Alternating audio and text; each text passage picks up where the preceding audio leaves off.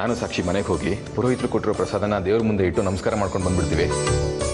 ಅದೇನೋ ಒಳ್ಳೇದೇ, ಆದರೆ ಸಾಕ್ಷಿನ ನೀವು ಬೈಕ್ನಲ್ಲಿ ಕರ್ಕೊಂಡು ಹೋಗಾಕಿಲ್ಲ. ಹೌದು ರಂಜಿತ್, ಸಾಕ್ಷಿ ನಾವು ಕರ್ಕೊಂಡು ಬರ್ತೀವಿ. ಏನಂತೀರಿ ಸೂರ್ಯ ಅವರೇ? ಹಾಗೆ ಮಾಡೋಣ. ಇಲ್ಲ ಪರವಾಗಿಲ್ಲ ಮಾವ, ನಾನು ಸಾಕ್ಷಿನ ಬೈಕಲ್ಲಿ ಹುಷಾರಾಗಿ ಕರ್ಕೊಂಡು ಬರ್ತೀನಿ. ಆರ್ಯ, ನೀನು ಎಲ್ರಿಗೂ ಊಟದ ವ್ಯವಸ್ಥೆ ಮಾಡಿಬಿಡು, ಎಲ್ಲರೂ ಒಟ್ಟಿಗೆ ಕೂತ್ಕೊಂಡು ಊಟ ಮಾಡೋಣ. ನೀವು ಆರಾಮಾಗಿ ಹೋಗಿ ಬನ್ನಿ, ನಾನೆಲ್ಲ ಅರೇಂಜ್ ಮಾಡ್ತೀನಿ. ಹೆಲ್ಪ್ ಮಾಡ್ತೀನಿ. ಬೇಡ ಸರಿ ಮಾವ, ಹೊರಡ್ತೀವಿ. ಸರಿ, ಹುಷಾರು. ಸಾಕ್ಷಿ ಹುಷಾರಮ್ಮ. ಬರ್ತೀವತ್ತೆ.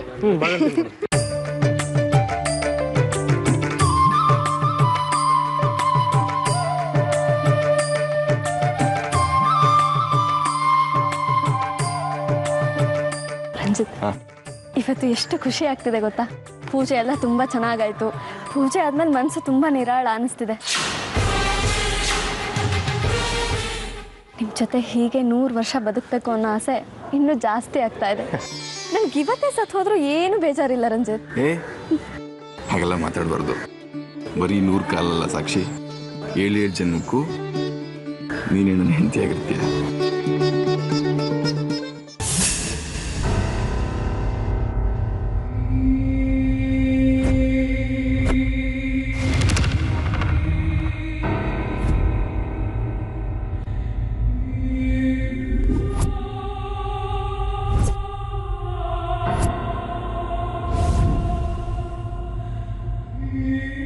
ಸಾಕ್ಷಿ, ನೋಡ್ಕೊಂಡು ನಡೆಯೋದಲ್ವಾ? ನೀನಿವಾಗ ಪ್ರತಿಯೊಂದು ಹೆಜ್ಜೆನೂ ಎಚ್ಚರಿಕೆಯಿಂದ ಇಡಬೇಕು ಅಲ್ವಾ? ಏನೈತೆ? ಹುಷಾರಾಗಿರ್ಬೇಕಲ್ವಾ ನೀನು? ಎಚ್ಚರಿಕೆಯಿಂದ ಇರಬೇಕು ತಾನೆ. ಅಯ್ಯೋ ಡ್ಯಾಡಿ, ಯಾಕೆಲ್ರು ಇಷ್ಟೊಂದು ಗಾಬರಿ ಆಗಿದ್ದೀರಾ? ಸೀರೆ ಸಿಕ್ಕಾಕೊಂಡು ಎಡವ್ದೆ ಅಷ್ಟೇ, ಅದಕ್ಕೆ ಇಷ್ಟೊಂದು ಎಮೋಷನಲ್ ಆಗದ? ಎಲ್ರು ನಗರಿ. ಏನಾದ್ರು ಜೋಕ್ ಹೇಳು ಆರ್ಯ. ನಾಗಾಡ್ರ. ಸಾಕ್ಷಿ, ಗಾಡಿ ತಗೊಂಡ್ಬರ್ತೀನಿ ಇರು.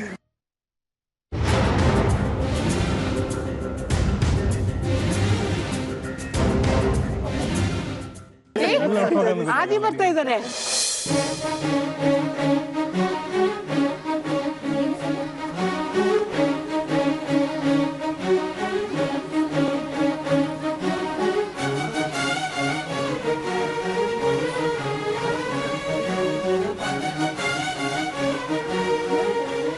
ಆದಿ,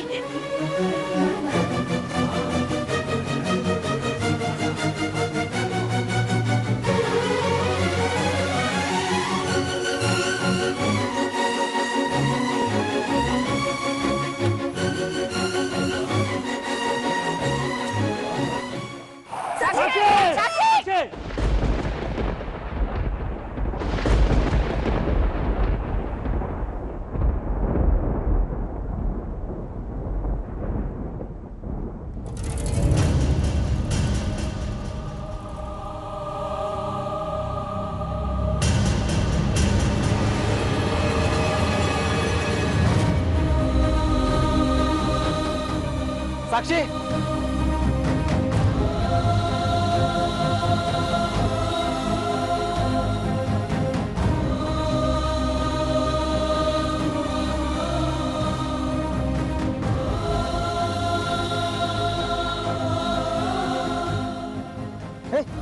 ಸಾಕ್ಷಿ, ಸಾಕ್ಷಿ, ಸಾಕ್ಷಿ ಇದ್ದಾಳಮ್ಮ. ಸಾಕ್ಷಿ ಪುಟ್ಟ.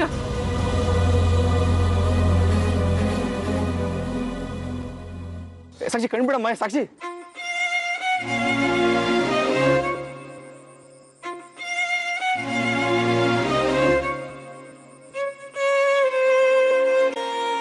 ಸಾಕ್ಷಿ, ಸಾಕ್ಷಿ.